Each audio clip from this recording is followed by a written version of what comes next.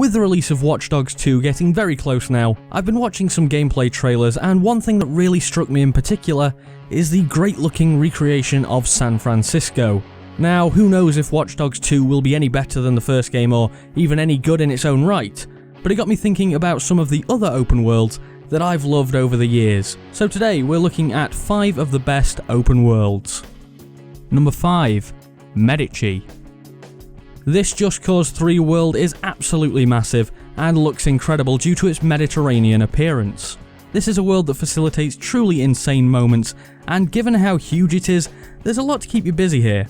Now, in other games the sheer size of the map would be more of an annoyance than a positive, as it would take freaking ages to get anywhere. But in Just Cause 3, the ability to grapple, shoot and glide across the map makes travelling both fun and quick, and gets even more ramped up with the addition of the Bavarium jetpack that comes with the Sky Fortress DLC. The world though does get a little bit samey after a while, and the side activities quickly become repetitive. An issue that would have definitely been resolved by adding in some meaningful multiplayer modes, but for pure looks and destructibility, Medici is one of my favourites. Number 4.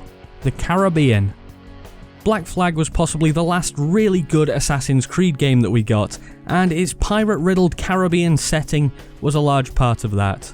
Now, you wouldn't think that an open world that's mostly water would be that much fun. Well, that's where you're wrong. Whether it's plundering ships, running from the law, or diving for lost treasure, there's a lot of enjoyment to be had on the open seas.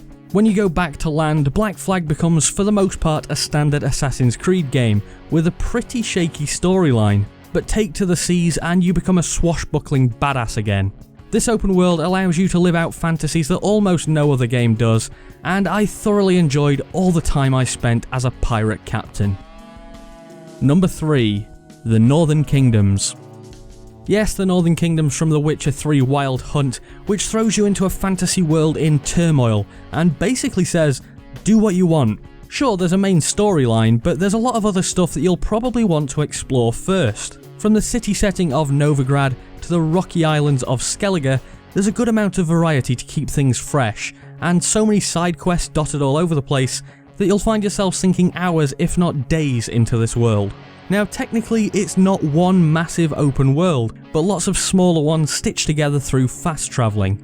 But I'm willing to forgive that, because each individual area could easily be a game on its own. Plus the fact that each separate map feels like it fits in the world as a whole.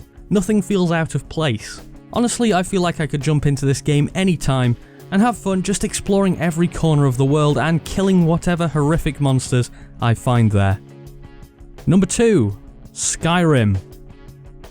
This is one of my favourite games ever, and I've put countless hours into completing every quest in the game. Skyrim has a vast world with major cities separated by expanses of open land inhabited by giants, trolls and dragons. There's something to do around every corner, and from the ice fields up north to the old dwarven city of Markarth in the south, there's so much to explore.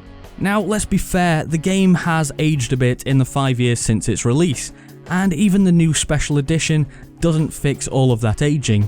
But for its time, Skyrim was a great looking world, full of magic and intrigue. Also, if you had the game on PC, it could be modded out to all hell to look both great and add even more places to explore.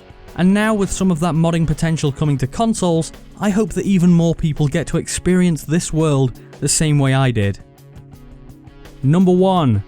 Los Santos. This recreation of Los Angeles for Grand Theft Auto 5 is just incredible. The problem with a lot of open world games is a lack of content to fill them. That's not a problem here.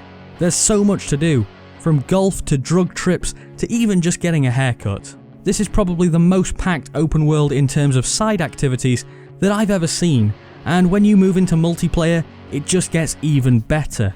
You can race, fight and do all manner of other crazy stuff with or against your friends, and the regular updates even 3 years after its launch mean that the game is still one of the best on the market to this day. I feel like the game gives you a massive playground in the form of Los Santos, along with the tools to do whatever you want, and just says go crazy, do whatever you want and have fun.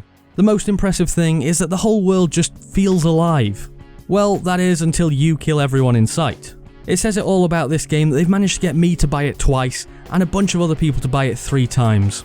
Los Santos, with its gorgeous views and countless things to do, has to be one of the best open worlds ever made, and it's my personal favourite. So that's about it for today. Thanks for watching. If you enjoyed the video, clicking that like button down below really helps me out. Let me know your favourite open worlds in the comments, and subscribe for more like this if you haven't already.